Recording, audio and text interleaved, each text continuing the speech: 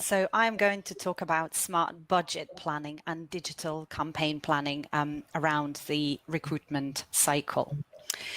We know your recruitment cycle with all key dates and events. And the first step in planning, of course, should be taking these key dates and event calendar and allocating budget for digital campaigns based on that recruitment cycle, life cycle. The higher education sector is incredibly competitive and budgets are never endless. And planning this way allows you to ensure that you spend as effectively as possible. We have delivered many campaigns for universities over the years and learned how to approach them to achieve the results and to deliver on budget. And there is definitely no one formula. Each university would need to adapt to their unique situation, their unique circumstances. But today, for the purpose of the presentation, I would like to share a few tips from our own experience, in the hope that you would find it useful and actionable. So this calendar here that I have prepared shows you how many things happen throughout the recruitment year. And today I will look specifically at a clearing digital campaign. So this is because, one, of course, it's the most expensive and by far the most high pressure campaign. And two, it's hyper relevant to where we are now. So I'd like to start by taking you through some of the best practice tips of how to find your target audience for clearing. So for any clearing campaign, the goal is to always reach maximum of your target audience to get those absolutely necessary volumes of registrations and calls to your clearing hotline. And quite a lot of the time, you don't have any increase on media budget year on year. So there's obviously a need to be smarter with how you're spending. The following signals will help you with your audience targeting. So you would start with targeting those who studied in the top feeder schools that your university might be partnering with. You would target those who browsed competitor institutions using URLs of competitor universities or other organizations. You would target those who identified themselves as a college student or high schooler in various social platforms. You would then start looking at lookalike audiences of those who visited your own website. And then, of course, not forgetting the in-market audiences for post-secondary and college education. And lastly, that would be search where those who searched for target keywords, your target keywords like best university in any subject matter, best university in architecture or best university in civil engineering. So the list, of course, isn't everything, but these should help you. These are the top signals that would most definitely help you target and find the right audience. Okay, so next, I would like to touch on the optimum campaign structure. So campaigns, of course, are becoming more complicated year by year. And this is happening because advertisers and their maturity and creativity is increasing very fast. So, and a one-phased campaign approach for clearing specifically will most definitely not work. So what we do at Unrivaled, we aim to break campaigns into at least 3 distinctive phases. There could be more. So with your pre-clearing phase, you will work to reach maximum of your target audience and get as many of those pre-clearing registrations as possible. Results day phase, of course, the most aggressive one. This is where you would be working to maximize clicks to clearing website during that results day, starting from 7, sometimes 6 in the morning as they wake up and get their result. And then you would work to get as many calls to clearing hotline on the results day and for the rest of that results week. And then you would probably conclude with a post-clearing phase, which will be looking to maximize clicks to clearing website and mop up those searches that still have not made their final decision.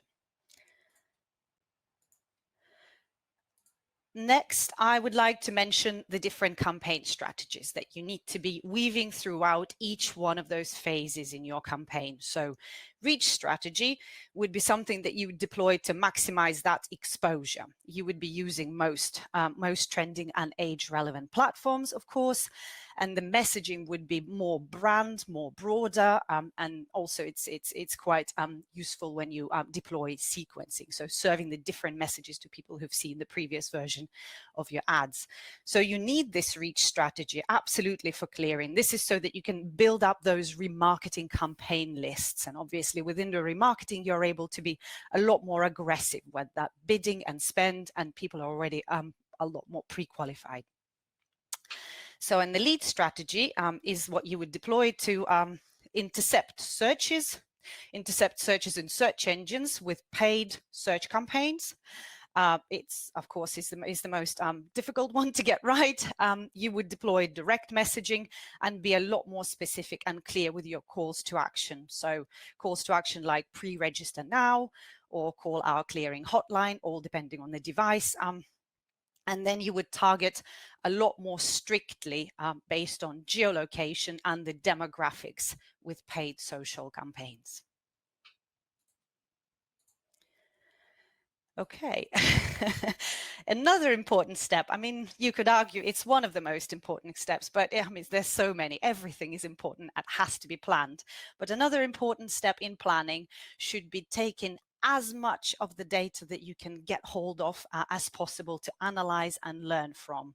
There is never enough learning that you could do to make sure that your campaign performs better the next time. So we recommend that you use as much of the following as possible. So first, of course, use your last year's campaign performance data. That will help you to identify trends and prioritize channels for the following year. So, for example, you might find that last year the spend perhaps wasn't sufficient on that middle phase of a campaign, the results day.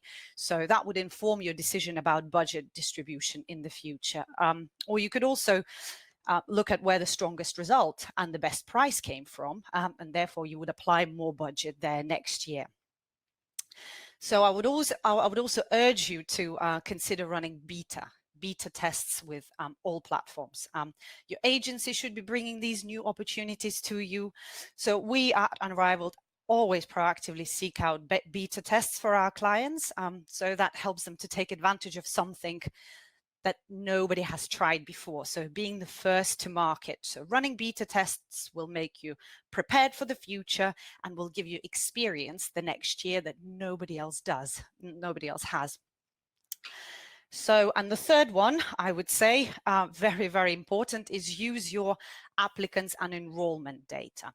So you can plot it on a map and that will give you the most precise visual reference of the geo-targeting. So you might find it could be a very broad geographical area, but it will definitely give you plenty of insights of where the most dense clusters are or how it changes year on year, perhaps. You could take this research to the next level if you have access to third-party research from companies that provide you additional insights on where your acceptances come from, how they geographically are structured, maybe break them into zones. That just further enhances the way you can attribute budget to the zones that, say, bring you the highest acceptance rate versus those that bring you the lowest acceptance rates. So, and the next one is just a slide with a few more tips, I would say, more general tips. So naturally, absolutely, you need to be prepared to be more flexible with your budget. Your agency or your internal teams need to be flexing budgets from channel to channel, depending on the results in real time, I would say, hour by hour on the results day, maybe even 10 minutes by 10 minutes. And then, of course, you need to be implementing a mixture of prospecting and retargeting campaigns. That goes without saying because you might say why.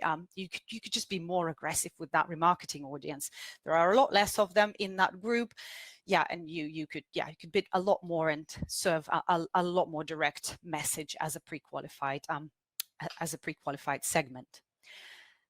Finally, well, not finally, I mean, it is critical. The omni-channel approach is worth mentioning. The omni-channel approach is critical. So absolutely need to make the messaging and creative consistent throughout all platforms. So regardless of where they are, it needs to be connected. So so that there is no confusion over a brand or what it is that you're trying to promote and say. And finally, personalize. Personalize is key in my experience. So our recommendation is, of course, is that you have a technology platform that allows you to do this. So to make sure that all the traffic that you're driving through your campaigns has an optimum experience from the moment they see your ad to when they actually land on your website and continue and return to the website. So I have prepared an example of this for you, just one example. Many enterprise platforms, Sitecore, one of them, promote themselves on their capabilities around personalization like that. So instead of creating bespoke campaign landing pages, it's much, much better to make your website respond to each visitor with personalized experience. Some of you already work with platforms that are already capable or nearly capable of serving relevant content and calls to action. That could be based on geographical location, could be browsing history and the content that they consume on your website, to maybe an advert that they've clicked on to arrive to the site. So for instance, if a user has indicated an interest in degree in civil engineering, I think that's the top example, by clicking on a course-specific PPC ad, the homepage, or in fact any other page, can start surfacing personal content. For example, work placement student standing on a building site, wearing a hard hat and a visibility jacket. So this reflects the student's interest immediately and also highlights the relevant facilities that you have on offer. And then you can also inject a little bit more intelligence and start managing the demand. So some courses might be already oversold and don't need as much, but actually you might want to try and tip the scale and divert people to where you need them the most, to the courses that still have places available. And not to mention personalization's power when it comes to international students. So I say it's very, very powerful to personalize to international students. They all need a very individual approach. Their application process is a little bit more complicated. It's a little bit more difficult. So you could start by serving carefully selected imagery in different countries, but you could also amend your website so that it automatically changes the priority of the different contact options, or it gives a completely different journey altogether for getting in touch. So personalization is just that one thing that connects your campaigns with your destination. And of course, it affects the conversion rate. And I'd like to finish on reporting. Reporting, ideally, you need to have a real-time reporting approach. There's plenty of tools out there, Google Data Studio, Power BI, lots of them, but you need to be able to pull all the data together from all platforms and bring it all into one place. And this will save you a lot of time. It will provide you insights, provoke decisions on optimization tactics, or that budget reallocation in real time when you need it the most. Thank you, Polly. Okay, if there are any last questions that you've got, get those into the message board for us now. And I just wanted to wrap up with our suggested next steps, really, which we wanted to ask for your involvement with. So it feels like there's been three sort of key theme topic areas that we've covered today. First off, the framework section that Tom presented to set the foundations for digital success. There's also been the theme on personalisation, which I know a couple of you have asked some more questions around. And then thirdly, the content that Polly's presented around being smart with your campaign planning and optimising, making that budget work as hard as possible. So what we were thinking is taking each one of those individually as sort of further discussion points. So if one or all of these are of interest to you and you want to have further discussion, which we'd like to be an on-camera discussion rather than something like this format, so probably a smaller group where we can have some peer-to-peer debate. Obviously, we'll have people from our team on there as well to offer our recommendations and thought leadership and experience. So if any of these are of interest to you and you'd like to sort of add your name to the list, If you just let us know which one you might be interested in. I believe on the poll you can only answer one. If you're super keen to attend more than one, just drop me an email instead, and I can make sure your name is on each list. So yeah, we can be in touch with you on those to have some further discussion, hopefully get into more detail specifically around some of the things that you might be looking at. So again, my contact details are on screen there. If there's anything else that you might want to speak to us about, or run past us, or a further question that you want to ask, please do get in touch with my email address there. And thank you so much for your time this morning. It's been great to have so many of you in the room. I hope you've all enjoyed your breakfasts, and enjoy the rest of your day. We'll see you next time. Thank you.